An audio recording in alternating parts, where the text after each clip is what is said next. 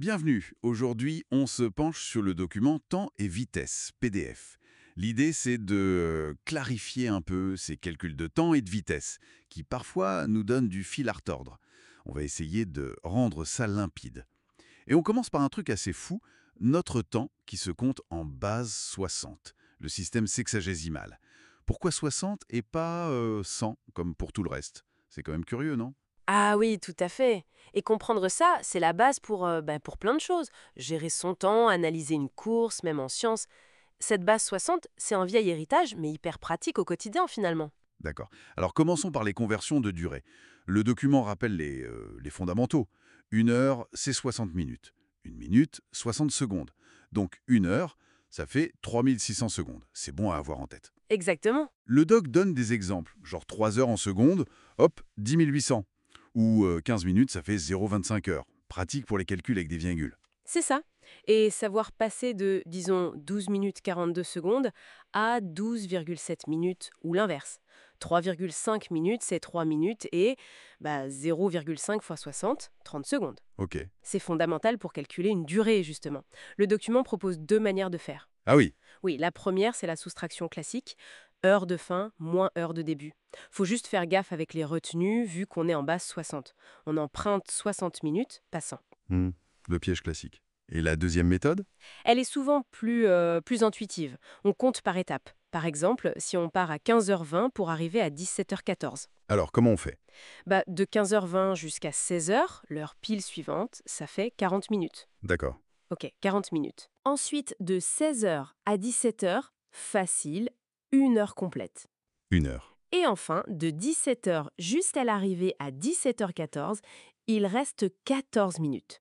Logique. Donc au total, 40 minutes plus 1 heure plus 14 minutes, ça nous fait 1 heure et 54 minutes. C'est simple et ça évite les erreurs de retenue. Pas mal comme astuce. Et après, il faut convertir ça en heures décimales, j'imagine, pour les calculs de vitesse. Exactement. 1 heure 54 minutes, c'est la durée. Mais pour la vitesse, il nous faut des heures décimales. Donc 54 minutes, c'est 54 soixantièmes d'heure, soit 0,9 heures. Au total, 1 plus 0,9 égale 1,9 heures. D'accord. Et ça nous amène tout droit au calcul de vitesse. Le cœur du sujet peut-être, la fameuse formule vitesse égale distance-temps, V égale dt. C'est ça. L'exemple du document, une course de 10 km faite en 2h30. Alors, première étape, comme on vient de le dire, convertir le temps. 2h30. Ça fait 2,5 heures. Voilà. Et ensuite, on applique formule 10 km divisé par 2,5 heures. Ça donne 4 km/h. Simple, mais il faut être rigoureux sur les unités. C'est tout le jeu, la cohérence des unités.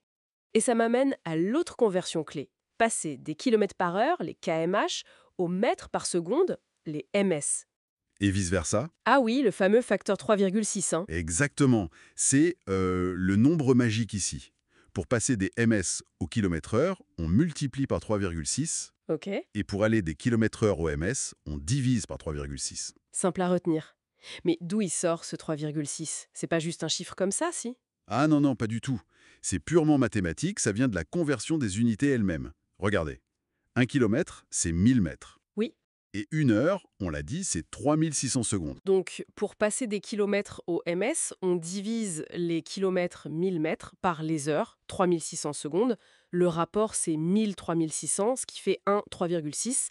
Donc, pour passer des kilomètres au ms, on divise par 3,6. Ah, d'accord. Logique. Donc 1 km/h égale 1000 mètres, 3600 secondes égale 1,36 ms. Voilà, c'est ça qui explique le facteur. Du coup, les exemples du document, 72 km, eh bien on divise par 3,6 et ça fait bien 20 ms. Imparable. Et dans l'autre sens, environ 14 ms, enfin 13,9 pour être précis, si on multiplie par 3,6, on retourne sur nos 50 km/h. D'accord, c'est beaucoup plus clair maintenant, ce lien. Bon, alors, si on essaie de résumer les points clés de tout ça, Allons-y. on a la base 60 pour le temps, un héritage historique pratique. Ensuite, les méthodes pour calculer une durée sans se tromper.